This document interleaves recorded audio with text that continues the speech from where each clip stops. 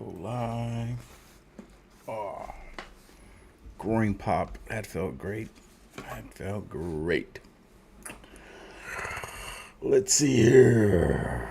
We live. Let's see. Live stream. Let me edit this stream right quick before some people get up in here.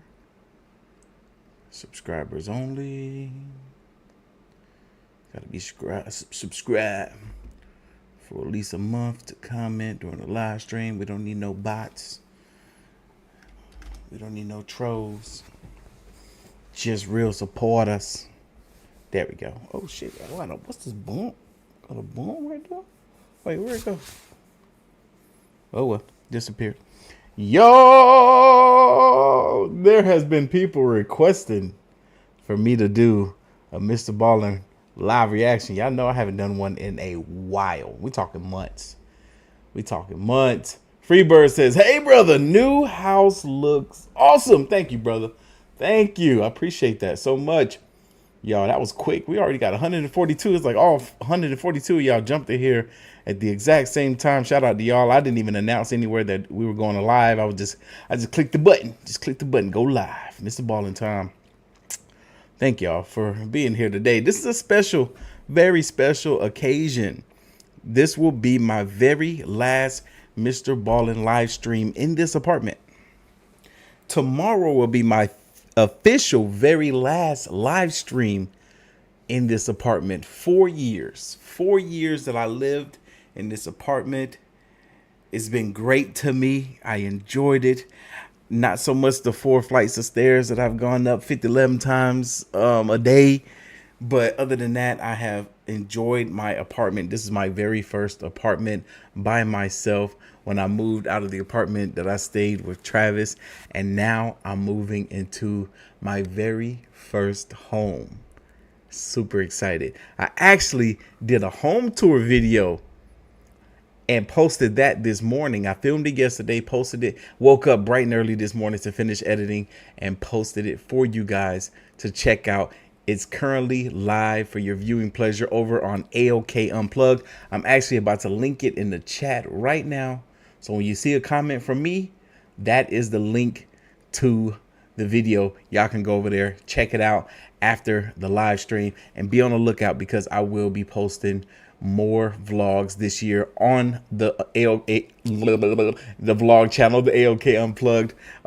People have been saying that they want to see the update of the house, not just the before and after, but the progression of me doing stuff to this home, the decoration, the interior design, all that type of stuff. So I'm going to be updating you guys as I move into the house and as we start to do things to the house, because I want to do a housewarming party in like the first week of April or so. So I gotta make sure that I get the house together in time for the housewarming, or the housewarming party.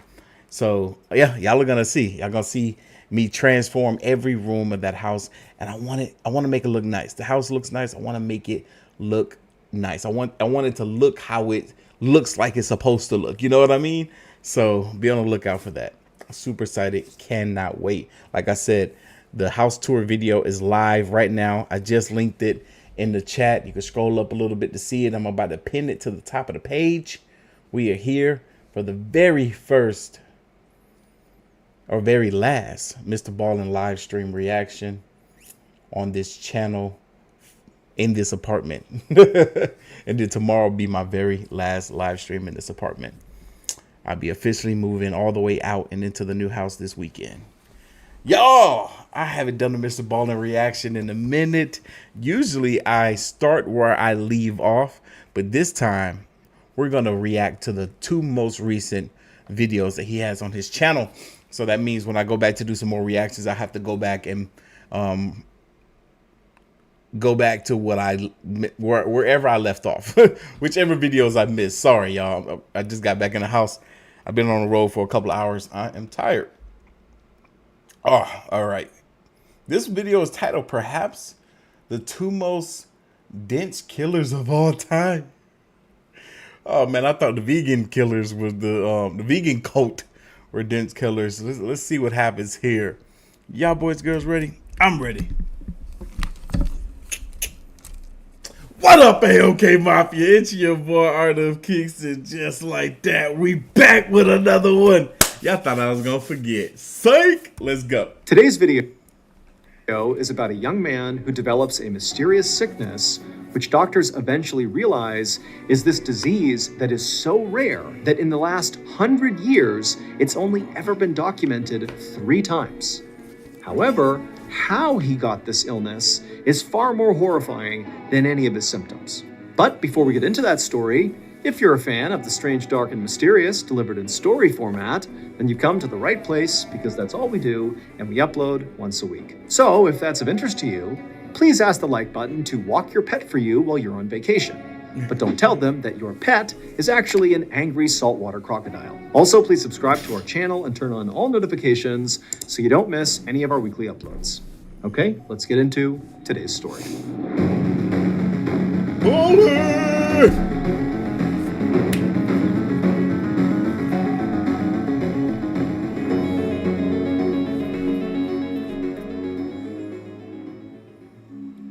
On the afternoon of July 29th, 2016, a 23-year-old college student named Felix stood in the break room of the industrial manufacturing company where he worked in northwestern Germany. He poured some cereal into a bowl, and then he took his carton of milk out of the communal fridge, and then with the cereal and his milk, he sat down at a table with 2 of his coworkers. So Felix was studying to become an engineer, and that was his primary focus. And on his breaks from school, he would work here as a machine mechanic. But as a result of that, basically just being a college kid looking for a side gig, it made him one of the youngest people at this company. And so oftentimes, Felix had a hard time relating to his coworkers, who were all basically a lot older than him. And in fact, now, as he sat down to eat his cereal, the 2 coworkers that were sitting there already, these 2 men named Otto and Klaus, who were in their 50s, it's like they didn't even look up and acknowledge him. They just continued silently eating their sandwiches as if Felix wasn't even there. At first, Felix put up with the fact that this lunch break so far was pretty awkward. Like there was no conversation happening here. He definitely felt like he did not belong here. But eventually, the silence was deafening at this table, and Felix just couldn't stand it. And so he said to his coworkers, Klaus and Otto, hey guys, how's the day going? And Klaus looked up and stared at Felix, and he just shrugged, said nothing, and went back to eating his food. Now, Klaus, admittedly, was known as sort of a loner employee who kind of kept to himself, so this behavior was somewhat normal, although somewhat off-putting to Felix, who's trying to obviously start a conversation here. But then Otto, he looked up, and he looked at Felix, and he was about to say something, but then paused, and this grimace came over his face, and he just said to Felix, you know what? I'm not having a good day. My head hurts, my stomach hurts, I feel tired, I feel kind of awful. And so now Felix is like, okay, sorry, Otto, I don't know what to tell you, that's tough. And then the 3 men just kind of went back to eating and back to silence. Now, Felix didn't know how to make this any less awkward, and so he just went back to eating his cereal in silence, and then when he was done, he got up and left the awkward break room. But Felix had only been back to his job for a couple of minutes when suddenly he felt this intense stomach cramp that made him double over in pain. Now, Felix actually was somewhat accustomed to getting cramps like this one because he was lactose intolerant. And typically, if he consumed dairy shortly thereafter, he would get these stabbing pains in his stomach. That's actually why he kept a carton of his own milk in the communal fridge that was lactose-free. And so suddenly, Felix wondered if maybe he had accidentally grabbed the wrong milk when he had poured his cereal just now. Had he grabbed regular milk, causing this pain? And so as a wave of nausea came over him... Or maybe somebody put regular milk in his dang on lactate-free milk. Y'all, shout out to everybody gifting the channel with donations and gifting the channel with channel memberships. Miles, shout out to you. There was another one. Who was that? The Indigo. Shout out to you as well. Make sure y'all thank them. And Jasmine, shout out to you. Appreciate it. Thank you for the $20 donation, big baby. And thank you. Felix sprinted back into the break room, opened up the communal fridge to see if he had grabbed the wrong milk, but he saw there was actually only 1 container of milk in the fridge, and it was his, the lactose-free kind. And so he had no idea what was actually causing these cramps because it couldn't have been dairy. But at this point, Felix was just so nauseous that all he could think about now was the fact that he could no longer work today. He had to go home. And so Felix told his supervisor he had to go, and then he rushed out to his car, he sped home, and barely made it into his bathroom in time in order to vomit into the toilet. And after he vomited, he felt a little bit better, and so he wiped his mouth and he stood up straight, took a deep breath, and then he went to the sink and he splashed some water on his face. And he grabbed the towel and he went to dry his face. And as he did, he noticed something. He noticed the tips of his fingers were now tingling, like his hands were going numb. And so reflexively, he put down the hand towel and began flexing and opening and closing his hands over and over again to increase the circulation to his fingers, to maybe get the feeling back. But nothing he did seemed to help. And at this point, Felix couldn't help but feel a little bit scared. Now, stomach cramps and nausea were somewhat normal symptoms for him, considering, again,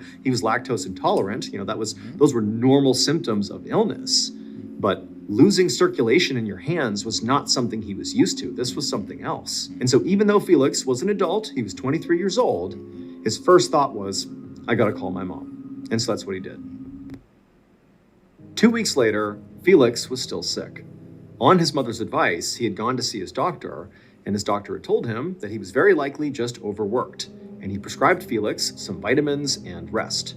But those two things had not helped Felix. In fact, really, his symptoms had only gotten worse. He was still nauseous, and that tingling feeling he had felt in his hands had now extended all the way up into his forearms. And so as a result of this mystery illness afflicting Felix, he had not been able to go back to work, and he had spent the better part of the last 2 weeks just lying miserably in bed. But okay, hold on. If he has a mystery illness and it's so rarely documented that there's only been 5 other cases of it, and they, up until this point, don't know how he got it, is this something that somebody could have done to him? And if so, how could they have done this? If it's so rare. I'm just asking certain questions. I know we're gonna find out in the story, but okay, just hear my thoughts, right? This morning, he was determined to get out of bed, take a shower, have a real meal, and basically just have a normal day. And so it started relatively well. He managed to, prop himself up and get out of bed. But as he staggered his way towards the bathroom, he lost his balance and had to grab onto the door to keep from falling to the ground. After steadying himself, Felix did attempt to keep walking towards the bathroom, but it was like the commands from his brain were not reaching his legs. And so he kept slipping and staggering and almost falling. And so eventually he just turned around to go back to bed, but immediately he kind of collapsed to the ground and had to literally crawl painstakingly back to the bed. And then when he had finally pulled himself back on there, he pulled out his phone and called his mom again. But this time, he was not calling for advice. He was calling for help. He needed her to drive him to the hospital. Later that afternoon, Felix laid in a hospital bed with his mother to his left and an emergency room neurologist to his right. The neurologist had heard about Felix's symptoms, and she was now performing a preliminary examination, which really consisted of lots of questions about Felix's drug use, about, a history of neurological problems in their family, had he had any recent head injuries. But basically all the questions she was asking him, he said no to. There weren't any precursors to him having these issues. Next, the neurologist poked Felix's arms to see what he could feel because he was complaining of numbness and tingling. But it was kind of like wherever she poked in his arms, he couldn't really feel it. It was like the tingling sensation had totally taken over both arms. That's all he could feel. After that, she measured his muscle reflexes in his legs and also shined a light in both his eyes. And then after that, she put her tools down and she looked at Felix with a very worried expression on her face. She said that based on Felix's symptoms, she thought that some part of his nervous system, like his brain or his spinal cord, might be inflamed. And this type of inflammation can lead to things like nausea, numbness, and loss of coordination, all things Felix had been experiencing. And this inflammation could be caused by a number of different infections or an autoimmune reaction. But to know for sure, she would have to run some more tests. And so she advised Felix to be admitted to the hospital. 6 days later, the neurologist went to check in on Felix, who was still at the hospital. And as soon as she walked into his room and saw Felix, she saw he looked terrible. His body was limp, his face was swollen, and his eyes were sort of glazed over, like he was staring off into the distance. By this point, doctors had run imaging scans on Felix and had discovered that his brain and brainstem were inflamed, like the neurologist had suspected. But the neurologist could not figure out why this was happening. Typically, inflammation like this was caused by an infection. But the neurologist had tested Felix for every infection she could think of that could have caused this, and all those tests had come back negative. So her new working theory was Felix must be having an extreme autoimmune reaction, which is basically when your immune system malfunctions and starts attacking your own body. Like, this type of stuff is so concerning, so scary. I pray that none of us ever have to deal with it or have to be there for someone who is dealing with this. This stuff sounds so scary, especially when you don't know exactly what it is, and it puts you in this state of confusion and lack of understanding and fear of not surviving and getting through it. Man, this stuff is scary, man. Is basically when your immune system malfunctions and starts attacking your own body. Autoimmune reactions can cause things like brain swelling. But this theory didn't really help Felix very much, because first of all, it was nearly impossible to test to see if this theory was even true, that it was an autoimmune reaction. And second of all, even if you knew that's what it was, unfortunately, autoimmune reactions are notoriously difficult to treat. Basically, it was a shaky diagnosis that did not come with an easy cure. The neurologist had given Felix some anti-inflammatory medication, hoping that maybe that would help, based on her research around autoimmune diseases, but it basically did nothing. And she knew that if she didn't find a way to lower the swelling in his brain and brainstem, that Felix could potentially suffer permanent brain damage or even death. So now, in Felix's hospital room, the neurologist walked over to him and tapped his shoulder, and she asked him how he was feeling. And Felix, when he sort of looked up at her, his eyes were rolled back in his skull, and it took a minute for him to focus on her. And then it was clear to the neurologist that it took all of his energy to croak out an answer. But the words he said didn't make any sense. He said, metal, mouth. And the neurologist said, what? Like, what are you trying to say? And then he said, taste, water. And at that point, the neurologist realized what Felix was trying to say is that he had a metallic taste in his mouth and he wanted a cup of water to clear his mouth. The neurologist felt like this had to be a clue about what was going on with Felix. It was not some random symptom, like this has to be connected to the totality of what was wrong with him. But she didn't know what a metallic taste in his mouth had to do with his other symptoms. And so she was baffled. So she just grabbed a cup of water off the nearby table and handed it to Felix. And Felix immediately put it to his lips and tried to drink it. But it was like he couldn't, and the water just dribbled down his chin onto his chest. And as the neurologist stared at her patient, she couldn't help but feel like she was just totally failing here. I mean, obviously there was something horribly wrong with Felix, but she had not come up with a proper diagnosis yet. And all the medications and treatments she had suggested so far had done nothing for his symptoms. And she knew if she couldn't get the swelling to go down, it was just a matter of time before he suffered permanent brain damage or death. And so at this point, the neurologist realized a big change would have to be made in Felix's care. Clearly what she was doing was not working. And so she decided to transfer him from her hospital to a local university hospital where she knew there were some specialists there who they might be able to figure out what was going on here. But the next day at that university hospital, that team of specialists that had been assigned to Felix's case were just as baffled as the neurologist had been. Because now Felix didn't just have swelling in his brain and a metallic taste in his mouth. He also was experiencing kidney and liver failure. And this collection of symptoms meant Felix very likely did not have an autoimmune condition. They tested him again for more infections that, maybe could still leave the possibility open that it was an autoimmune condition. But again, those still all came back negative. And so effectively, these specialists who were here to, solve this puzzle were back at square one. They had made no further progress. And so at this point, all Felix's doctors could do was just hope that whatever illness was plaguing Felix would sort of resolve itself on its own. They would just, do their best to manage his symptoms and try to keep him comfortable until it did. However, that's crazy. So what are they gonna do? Give this man IVs and stuff and just fluids and hope that this thing may pass? What if he passes? This don't sound like something that you can do that with. This sounds too scary, too serious. Shout out to everybody. I see all the congratulation comments. Thank y'all. Thank y'all so much. I appreciate y'all so much. And for those of y'all that don't know, I actually posted the home tour video of my new house up on the AOK Unplugged channel. It's linked at the top of the chat. But this here, man, food poisoning. Yes, Felicia, that's food poisoning on a whole nother level, like poison in your food type stuff. By September of 2016, so 2 months after that first day that Felix went home sick from work, he had not improved. He spent most of his time laying in bed unconscious, barely clinging to life. Oh my God, 2 months. This man is fighting for his life. He spent most of his time laying in bed unconscious, barely clinging to life. At this point, most of the specialists were just monitoring Felix. However, one of them still felt like a diagnosis here was still possible. We just need to keep looking. And so this doctor actually decided that instead of monitoring Felix, he was going to start looking into some medical research papers because he figured, whatever Felix had to be really, really rare. If it wasn't, they would have figured it out by now, and they clearly had not. So he must have something rare. And if there's one place you can go to learn about very rare conditions and diseases, it's medical research papers.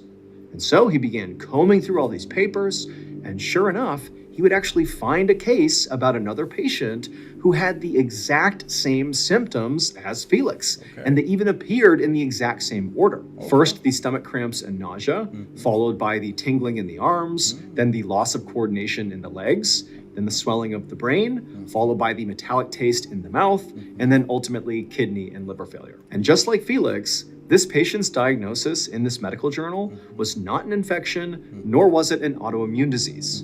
Instead, it was a condition that was so rare, it had only been recorded 3 times anywhere in the world over the last century. But this doctor understood that even though Felix's symptoms did appear to match, it still was highly unlikely he actually had this diagnosis because it's so unbelievably rare. However, the doctor thought, well, I'll just rule this condition out. All I need to do is a simple blood test. And so he did this blood test on Felix, literally believing it would just rule this out, except when the results came back, it was positive. This doctor had just solved the case, the one that nobody else seemed able to do. But the doctor was not happy. Instead, as he stared at the test results, he was kind of horrified because this diagnosis was a death sentence for Felix. There was no cure for this. And worse, this diagnosis meant other people potentially could be in danger here. And so the doctor knew his next step, of course, would be to contact Felix's family and tell them what he had discovered. But he also knew this was no longer just a medical problem. The doctor called local law enforcement, and they began their investigation immediately. They interviewed basically everyone Felix ever interacted with on a regular basis, and they also sent forensic technicians to all the places that Felix spent any time. And these technicians ran tests on all the surfaces that Felix might have touched at one point or another. They also ran tests on the food and the water that he might have consumed. They even at one point tried to test the air that Felix had potentially breathed. And they did all this because they were trying to find one very specific substance. But despite basically looking everywhere in Felix's life for weeks and weeks, they didn't find it. Meanwhile, Felix's condition only got worse. By the end of September, he had slipped into a vegetative state. But at least so far, the doctor's worst fears had not been realized. They actually expected other people to begin to turn up to hospitals with similar symptoms as Felix. But they hadn't. So, with no answers, but with no other victims either, the police investigation began to wind down.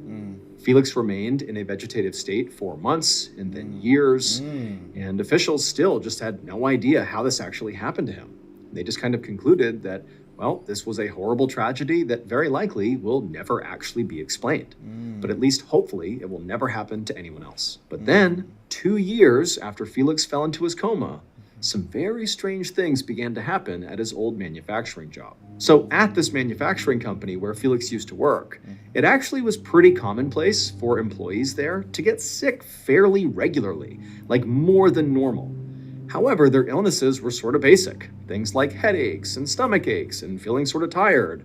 Things that didn't really raise big red flags. But now, Otto, the middle-aged man who had complained to Felix over their lunch break about his stomach and his head hurting, was going into kidney failure. And in fact, he was so sick he couldn't come to work anymore and had to get dialysis 3 times a week just to live. And also, another much younger employee, whose name was Elias, he was 26 years old, he had begun having stomach aches. Now, again, that was fairly common at this company, but for Elias, these were not normal stomach aches. These were crippling, severe, like you can't focus on anything else type of stomach aches, similar to the ones Felix was having. Now, Otto and Elias had not spoken to each other about their respective illnesses.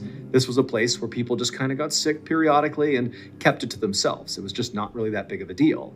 So they hadn't talked to each other, and they certainly had not connected what was happening to them to Felix and his illness, which was now over 2 years before. But that would all change one day in May of 2018. So again, we're still talking about 2 years since Felix went into his coma, when Elias was having his lunch in the company break room, and he would discover something that would connect everything and blow this case wide open. Elias's shocking discovery led police to do a search of a local home.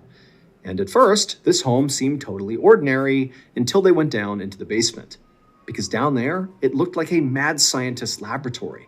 There was this metal table with all these beakers and scales on it, and then behind it were all these shelves that were stacked high with old jam jars and paint cans and even old mayonnaise bottles. And it would turn out, inside of these mismatched containers was a collection of deadly chemicals that a judge would later say were more toxic and more deadly than the literal chemical weapons that were used during World War I. This basement laboratory belonged to Klaus.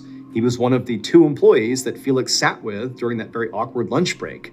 The one was Otto, who told Felix he didn't feel very good, and the other was Klaus, the man who, when asked how his day was going, just looked up at Felix, shrugged his shoulders, and said nothing. It would turn out, for years, Klaus had been buying deadly chemicals online, mixing them together, and then sort of testing these concoctions on his coworkers.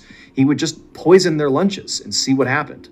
Felix's very rare disease that only 3 people had experienced in the past century in the whole world was effectively extremely acute mercury poisoning.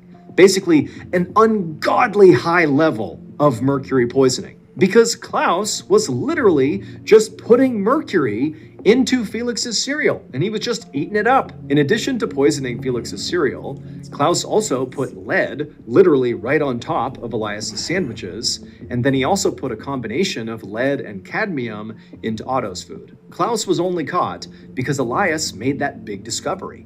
While he was eating his lunch, he noticed there was a strange powder sitting on top of his sandwich, and so he called the police. Klaus never explained his motives for the poisonings. In March of 2019, he was ultimately sentenced to life in prison. And unfortunately, Good. He deserved life in prison. I ain't never seen nobody walk into a freaking court and cover their face like this with their binder. Horrible, horrible, horrible individual. Oh my God, man. Mr. Ballen, like Christopher said, does a fantastic job of building and telling stories and getting to that climax. Man, the moment he mentioned this character, this food, this Klaus, for one, I couldn't trust him based on the name alone. I'm sorry, but I'm not sorry. Klaus, I don't think you can trust the Klaus. I just don't think you can. But the fact that this fool here, his demeanor when that boy just asked him, "Hey, how you doing?" I knew there was something up with him. I knew it.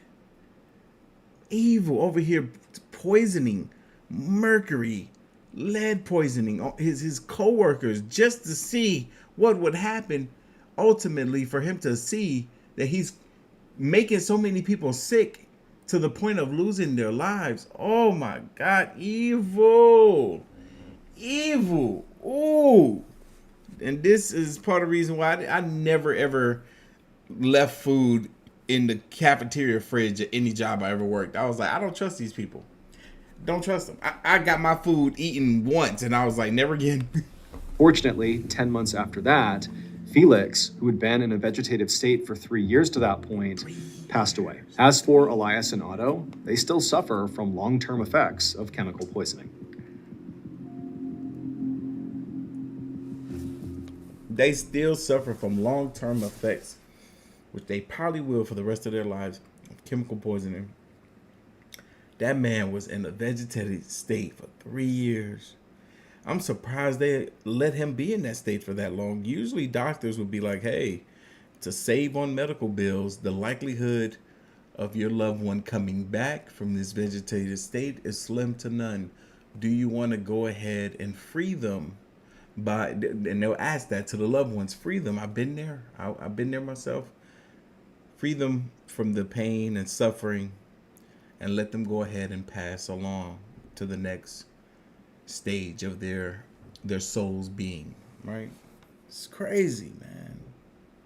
3 years. 3 years because of this evil fool. Like, bro, you know exactly what these harmful chemicals do to people. It hurts them. It takes their life away. You should have did it to yourself. That's it. That's it. You deserve to rot in jail. Put him under the jail. Put him under the jail. Man. Y'all, this is my last Mrballen live reaction while living in this apartment. Tomorrow will be my very last live stream while living in this apartment. Shout out to Mrballen. I met him a few months ago when he came to Atlanta to do a live show. Very, very cool dude. I met a couple of you guys there too. He shouted me out when he was, thanking all the people that kind of made his whole career happen, his team and everything. I don't have a part in that. But it was so cool to get a shout out from the man, the myth, the legend himself, Mrballen. I'm trying to pull the image up on the screen, but as y'all can see, it's buffering. He shouted me out as being the first big YouTuber to react to any of his videos, and it was because of you guys. You guys asked me to react to this, man. I didn't think it would take on this channel. I didn't think that you guys would like it, but you loved it. I loved it, have been loving it for like the past 4 years now, and this man deserves everything he has and more. I can only wish to accomplish some of the great things that this man has with him and his team, and all the lives they've been able to touch, man, most importantly. But y'all, let's get to the next video. We're doing one more this evening, and then I got to get ready. I got to get back to get packing and stuff. I still have not fully moved out of this place as of yet. Still got quite a bit packing to do. But y'all, this one is titled, You Can't Feed the Trolls, but You Can Hunt Them. I'm gonna let y'all take a little 5-minute breather. Not even 5 minutes, more like a minute and a half. I want to grab me something to drink because this made me thirsty. This story, if you paid attention, you know why. I'll be right back.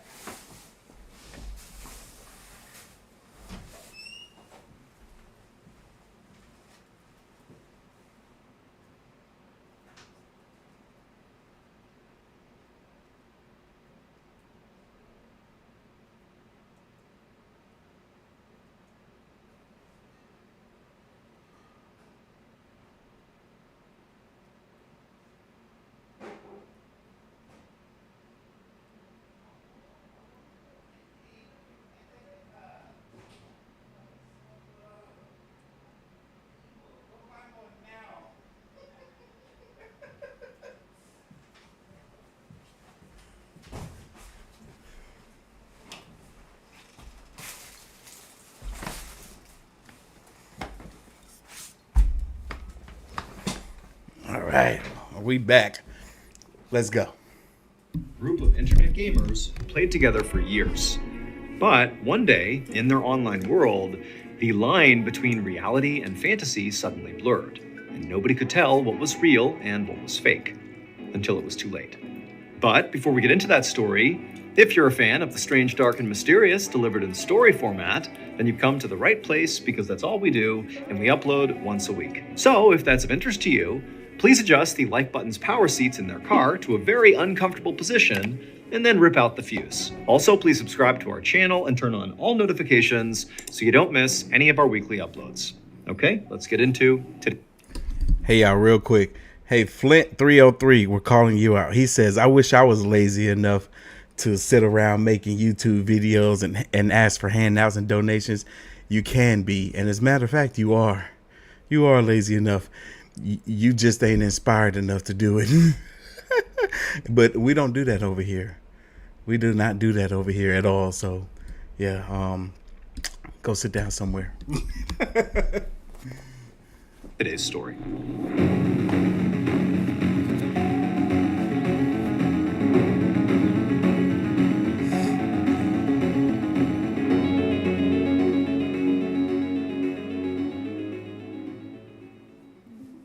At 3:30 p.m. on July 27, 2019, a 22-year-old college student named Nicole logged onto her gaming computer in her bedroom in North Carolina.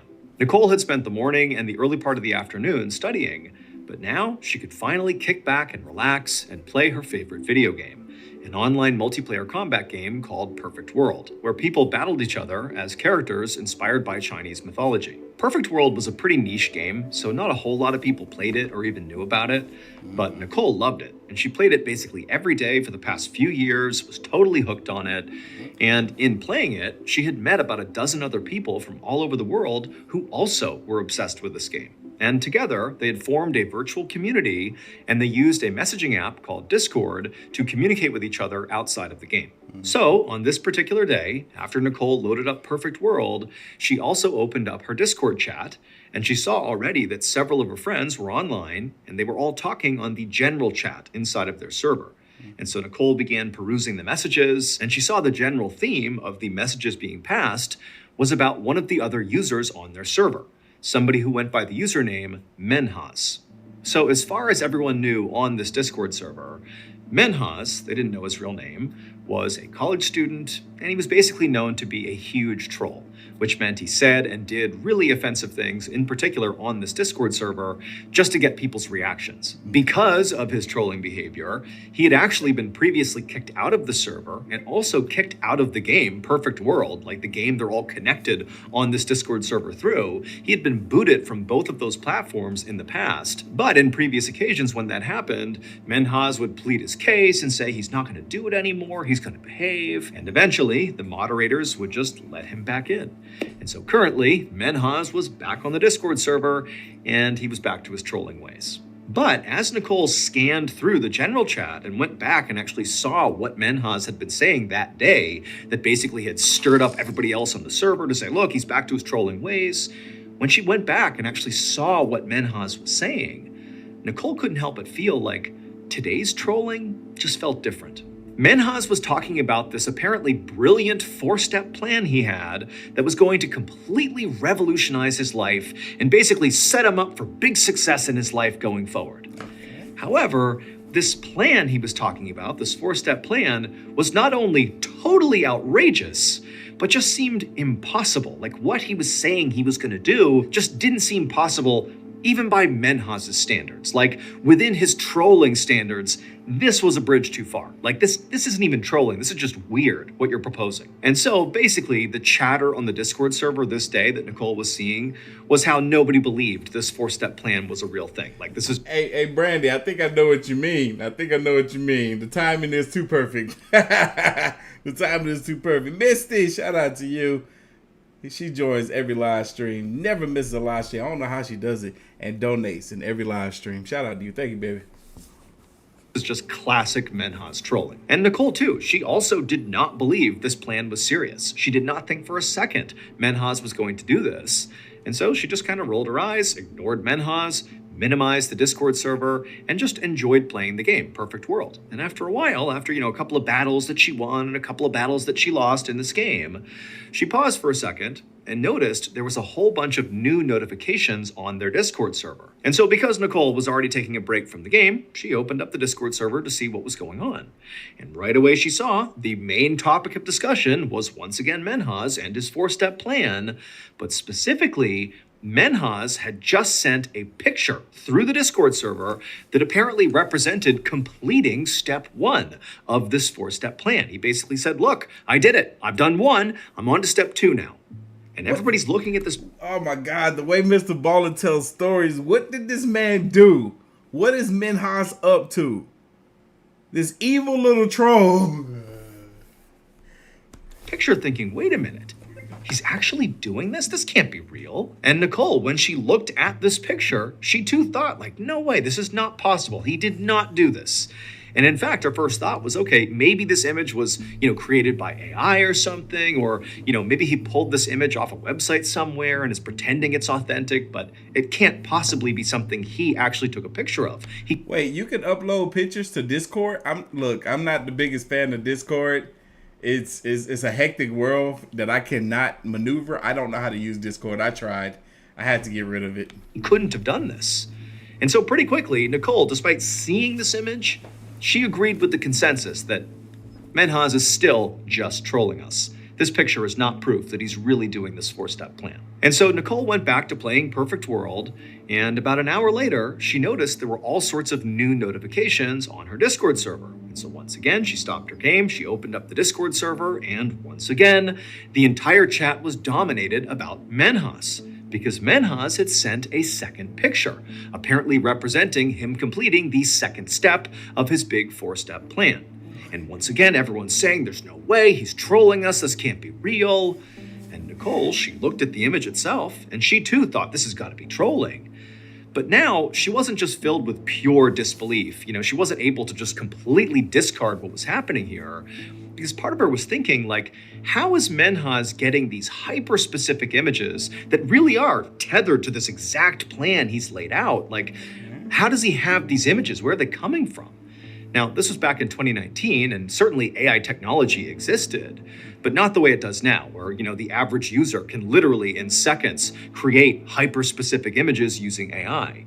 In 2019, that really wasn't available to most people, and so really the only way Minhas could potentially have these images, at least in Nicole's mind, was he had to have pulled them off some website somewhere and basically pretended they were images that he took. And so Nicole decided she was actually going to take the 2 images he had sent and reverse image search them to try to figure out where they came from, find the website, where he's pulling them from, because clearly these pictures are not authentic. There's no way Minhas actually took these photos. But when Nicole reverse image searched both images, nothing came up. Now, Nicole thought, okay, that does seem to suggest these are authentic pictures he really did take, which maybe means he's actually doing this plan, even though that seemed totally preposterous. Or she thought maybe, these images have been pulled from such an obscure website somewhere that I don't have access to, finding them in a reverse image search, that maybe that's what it is. So at this point, Nicole told herself, you know what, there's got to be a reasonable explanation for this, but I'll tell you this, it can't be that Minhas is actually following through on this plan. It's not possible. And so once again, she minimized the Discord server and got back into the game. But pretty quickly, Nicole just stopped playing the game because her mind was totally fixated on whatever was going on with Minhas. And so she opened up the Discord server again, and she saw still everybody in the chat was talking about Minhas and these 2 pictures he had sent. And basically the server was divided. About half the members believed this really was just Minhas trolling, and the other half was starting to think that, hey guys, this might be real. He might, and if that's the case, we have a huge problem. Because this plan, if he actually carries it out, is so completely illegal. He can't do this. This is not okay. And so the faction of members on the Discord server that were starting to sense that this 4-step plan of Minhas's might actually be real began to talk internally, and they said, look, like, we can't just sit here and do nothing if Minhas is actually doing this. We have to stop him. This is not okay. And so, in fact, one of these members actually contacted their local police and told them, hey, there's this guy on my Discord server, his username is Minhas, I don't have his actual name, but he's doing something that could be very bad, and you need to look into it. And so the dispatcher said, okay, well, where does Minhas live? And the person who had called was like, well, I don't actually know. In fact, I really don't know much about him other than the fact that he goes by Minhas and he sent these crazy pictures that could be real or not. I don't know. And Tiff, most of us don't know what's going on, but we're going to find out. So eventually the dispatcher just said, look, like, I get it that you're concerned, but we have nothing to go on here. And remember, this is the internet. People make stuff up all the time. And so pretty quickly after that, the police officer just hung up, and that was that.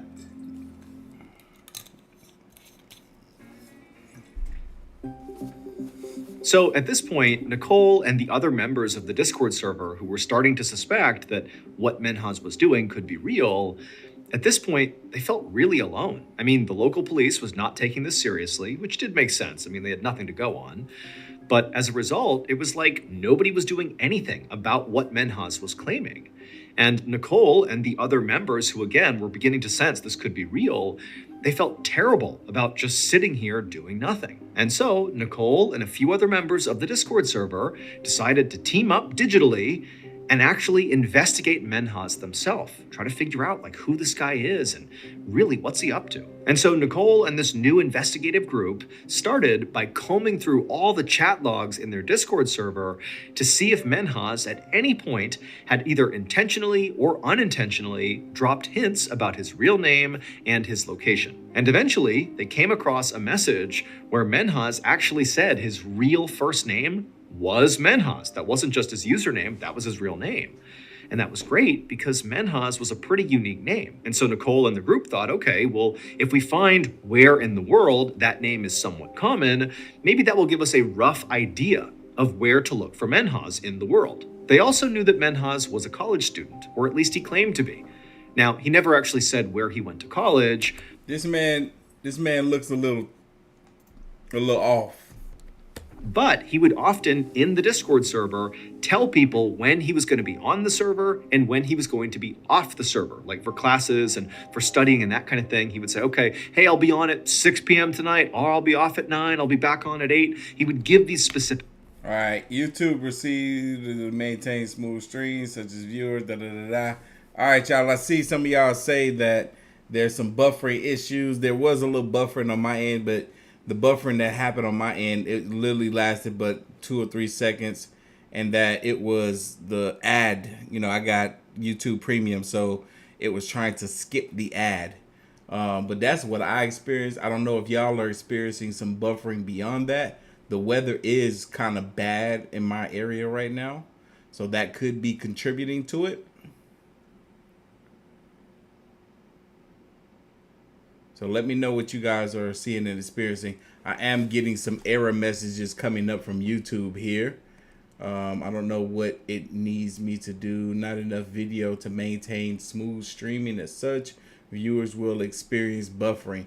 Okay, so I see y'all are experiencing buffering beyond the buffering that I was experiencing. Got it. All right. I live in Georgia, a couple of minutes away. Okay. It's very windy. Yes, free kick, exactly. It's very, very windy. I mean, we had winds yesterday that were so aggressive, so strong. I had never seen anything like it. Right now, it looks pretty tamed out there. I don't even see a leaf blowing right now.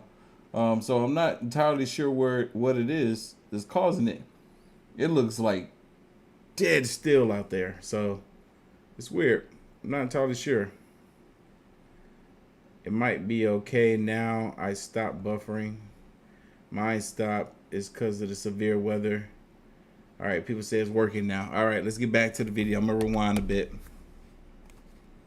Times in the Discord server, tell people when he was going to be on the server and when he was going to be off the server, like for classes and for studying and that kind of thing. He would say, okay, hey, I'll be on at 6 p.m. tonight, or I'll be off at 9, I'll be back on at 8. He would give these specific times, and he would always use Eastern Standard Time when he did that.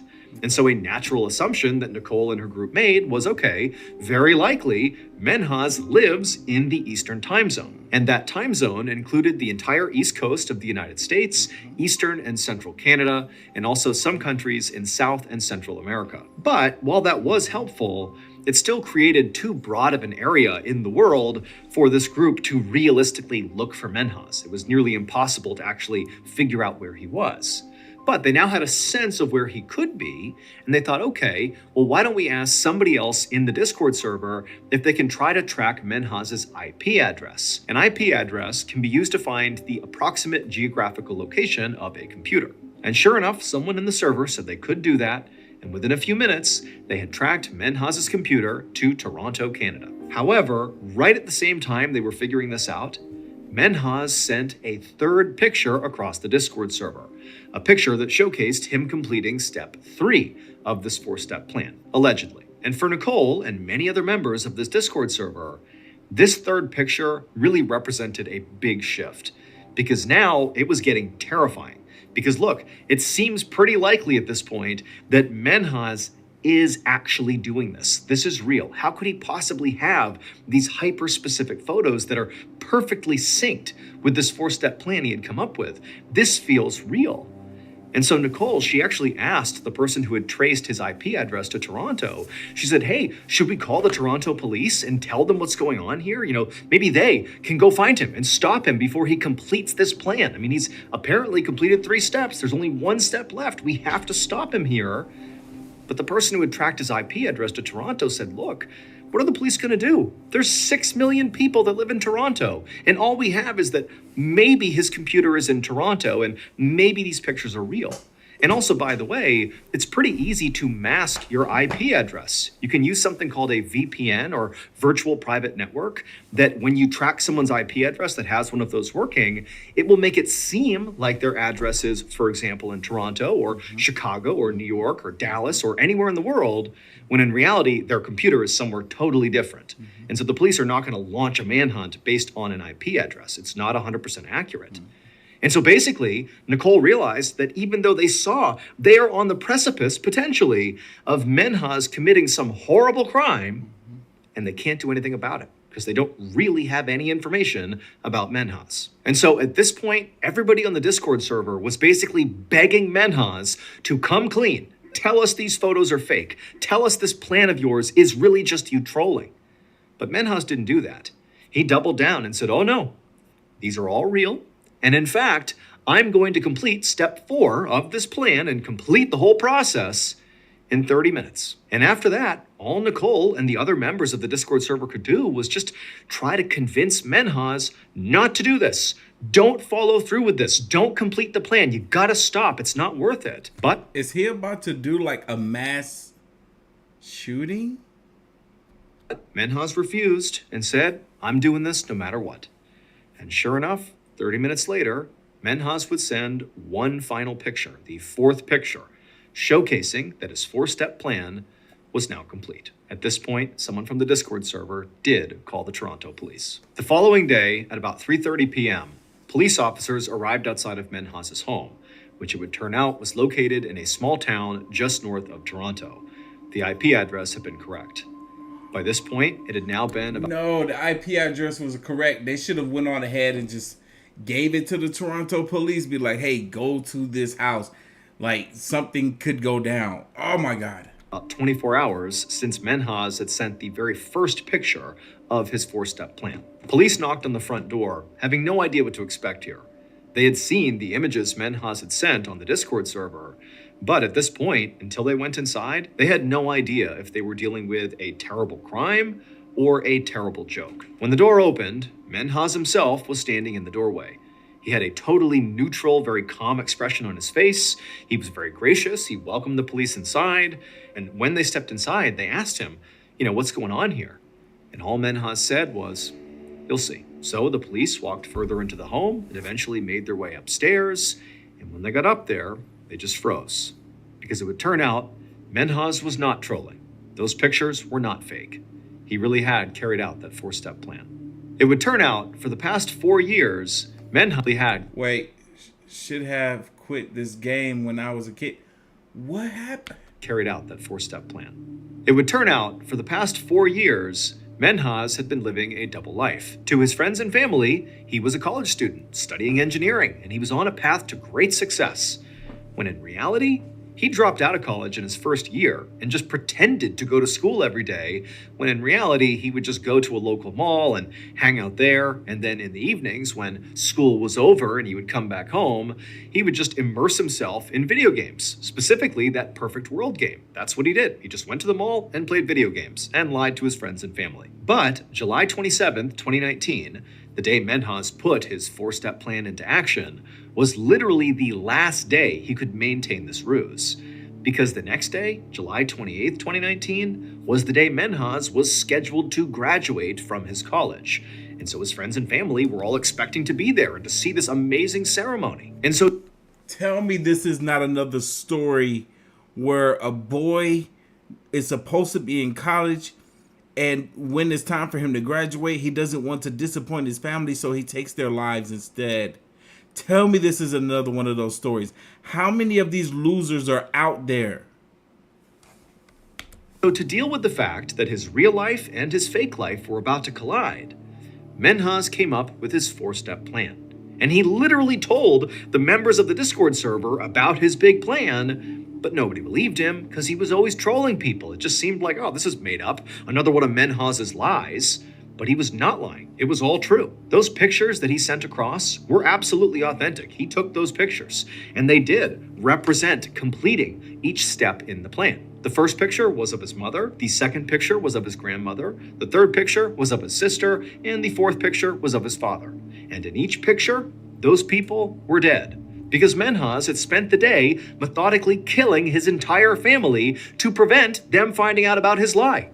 He hit them over the head with a crowbar and then slit their throats and took a picture, posted it to Discord. By the time someone from Discord finally got in touch with the Toronto police, it was too late.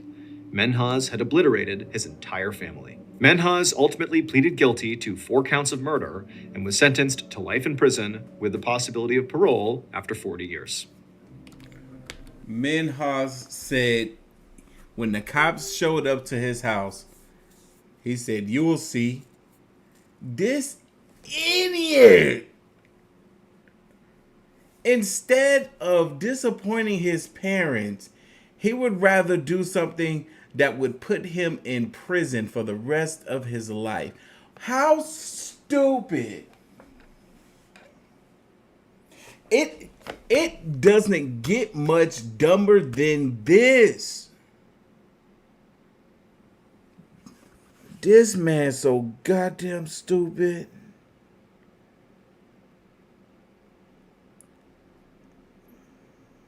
Bro, the lack of accountability. Instead of him just coming forward and just telling his folks, hey, look, I was lying. I wasn't going to school this whole time. What was they going to do so bad? Be mad at you? Ooh. You're that weak of an individual that you can't take your dad being upset at you for lying? You punk. You deserve the same fate. Forget putting him in the jail. Put him right in hell where he belongs. Wow. Wow. Next level.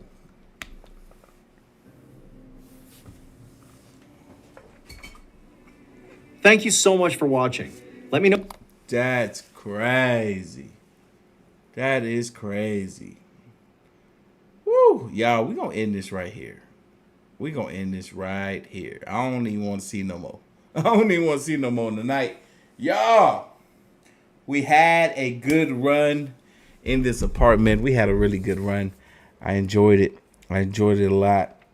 We watched plenty of Mrballen videos throughout the last 4 years living here.